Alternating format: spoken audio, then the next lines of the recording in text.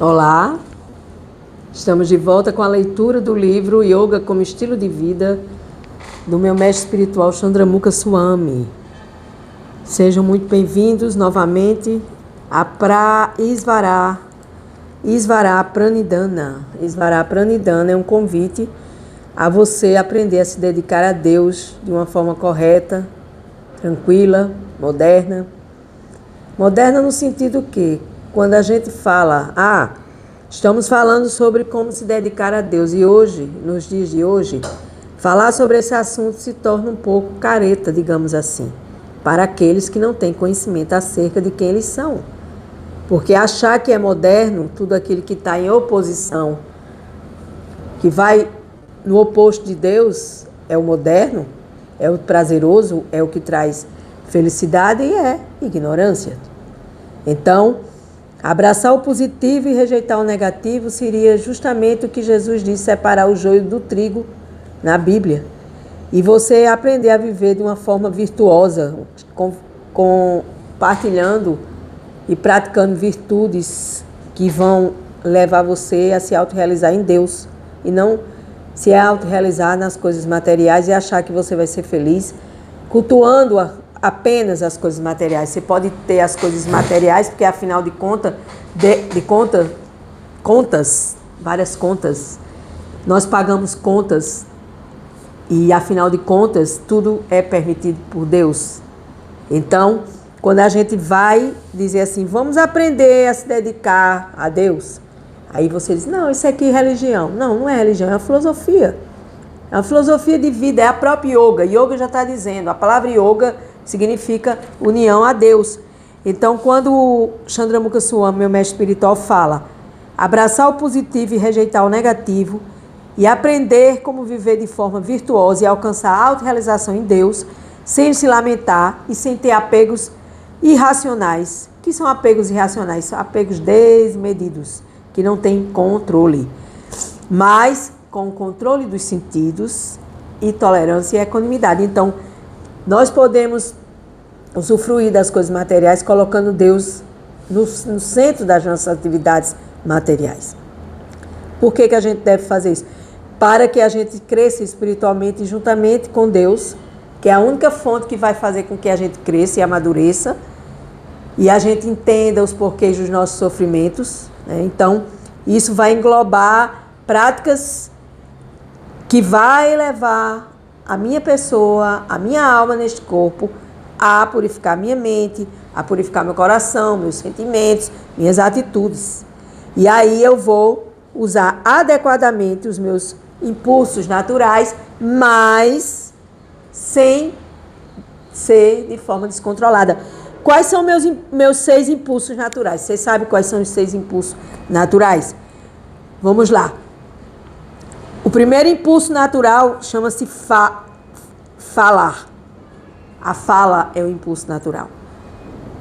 O segundo é os impulsos da mente, que traz os impulsos da ira, os impulsos do estômago, de comer demasiadamente, da língua e dos órgãos genitais. Então, esses são os 6 impulsos naturais. Então, nós precisamos aprender a controlar a fala, os impulsos da mente, a nossa ira, o nosso prazer desmedido do estômago, de comida, de comer, da língua e dos órgãos genitais. Para que eu preciso fazer tudo isso? Para que eu preciso abraçar o positivo e rejeitar o negativo dentro desses 6 princípios naturais, desses 6 impulsos naturais? Para que eu tenha sucesso na minha jornada espiritual como alma. Porque eu sou uma alma, eu não sou um corpo. Então, a partir do momento que eu sou uma alma e eu me identifico sendo uma alma, eu não vou ficar com minha cabecinha enterrada nas coisas materiais, achando que eu sou as coisas materiais e que eu vivo para as coisas materiais. Isso é avidya, isso é ignorância espiritual. Esses 6 princípios garantem o pleno êxito no caminho da devoção pura. Por exemplo, quando a gente aprende a ser entusiasta, para a gente amar a Deus, a gente tem que ser entusiasta. A gente se esforçar com confiança e entender que eu confio em Deus e Deus sabe o meu melhor. Ser paciente. Meu Deus. Paciência no mundo atual. Paciência na minha vida. Paciência na sua vida. Atuar segundo os princípios reguladores, como a fé, o cantar dos mantras sagrados, buscar ouvir, cantar e lembrar-se de Deus o tempo todo para regular os meus sentidos da fala, da mente, da ira, do estômago, da língua e dos órgãos genitais. Porque o desequilíbrio vem nesses impulsos, vem nesses sentidos. O sentido da fala, o sentido da mente, o sentido do estômago, de comida, o sentido do emocional, que me desequilibra, os sentidos que me tiram do sentido de saber qual é o real sentido da vida, qual é o real sentido de eu estar aqui ouvindo o que eu estou ouvindo. Para que eu estou ouvindo tudo isso? Para nada, para entrar num vídeo e sair no outro. Então, quando a gente ouve sobre Deus, a gente canta os nomes de Deus, os mantras sagrados. Quando a gente se lembra de Krishna, de Deus, a gente vai abandonando pouco a pouco a companhia de pessoas que não querem saber disso. Que são pessoas que vão nos contaminar com suas próprias contaminações. Por isso que a gente tem que se associar com pessoas que pensam, sentem e agem igual ou parecido. E seguir os passos das grandes almas que alcançaram o êxito no caminho da devoção. Os professores, os mestres, os gurus, o autor da Bhagavad Gita, que é o próprio Krishna, na filosofia védica, os autores dos livros sagrados que nos trazem o prazer da gente entender o que eu estou fazendo aqui neste momento agora, por que eu estou lendo esse livro, por que eu estou compartilhando sabedoria, por que eu adoeço, por que uma hora eu estou boazinha, noutra hora minha vida vira de cabeça para baixo, e eu vou me segurar aonde? Nas coisas materiais? Eu tenho que buscar a segurança em Deus, porque só Deus é que me trará essa segurança. Então, esses princípios reguladores impedem, quando a gente não tem esse controle sobre os 6 impulsos naturais, decorem a tendência da fala, dos impulsos da mente, da ira, da raiva, do estômago, da língua e dos órgãos genitais. Esses 6 princípios vão impedir o pleno êxito no caminho da devoção pura. Como é que eu vou me aproximar de Deus sem ter controle do que eu falo, com a mente desequilibrada, com o coração cheio de ira, com os desejos de saciar minha fome, de comer, principalmente comer animaizinhos, que é onde tem a alma de Deus neles. Nós não só tem alma nos seres humanos, tem alma em tudo que Deus criou. Então, quando a gente não tem esse controle, a gente não tem essa consciência, a gente tem que estar descontrolado do estômago, da parte do prazer da comida, da língua e dos órgãos genitais. Da língua o quê? A língua serve para várias coisas, inclusive falar mal da vida dos outros, fofocar, que claro que isso nunca vai lhe aproximar de Deus, né? Então, vamos explicar mais plenamente aqui. Comer mais do que necessário ou arrecadar mais fundos do que o essencial. Eu ganho isso que Deus me dá, eu vou ficar feliz com isso e vou viver baseado em cima disso. E eu como para satisfazer o meu corpo e não por ansiedade. Esforçar-se em demasia por conseguir coisas do mundo, viver querendo comprar, como se você fosse se autorrealizar nessas compras. Ou adquirir coisas que sejam muito difíceis de se obter, também impedem você de se aproximar de Deus. Como ele diz aqui, impede o pleno êxito no caminho da devoção pura a Deus. 3. Conversar desnecessariamente a respeito de assuntos mudantes. Fofocas, conversas que não te levam a nada, falar da vida dos outros, sentar no restaurante e ficar olhando para a vida dos outros. Olha aquele casal ali, olha aquele homem está comendo muito, olha aquela mulher como está vestida. Isso não vai te aproximar de Deus. Praticar regras e regulações das escrituras só por segui-las e não pelo avanço espiritual. Querer ser erudito espiritualmente. Mostrar que sabe coisas espirituais, na realidade não pratica nada. Rejeitar regras e regulações das escrituras e trabalhar independentemente ou caprichosamente. Então, quando a gente quer realmente servir a Deus, a gente tem que seguir regras e regulações. E quando a gente não segue essas regras e regulações, a gente acha que a gente pode viver pelas nossas próprias regras e regulações, e isso é um caminho sem volta, porque é um caminho oposto ao caminho de Deus. Porque para se chegar na realização de Deus, a gente precisa seguir regras e regulações espirituais. Associar-se com pessoas de mentalidade mundana que não estão interessadas na consciência de Deus, nem falar sobre Deus. Ir para uma mesa de bar, beber até cair. Isso vai chegar, vai lhe trazer perto de Deus, ou talvez sentar e ficar fofocando da vida dos outros, como já foi falado.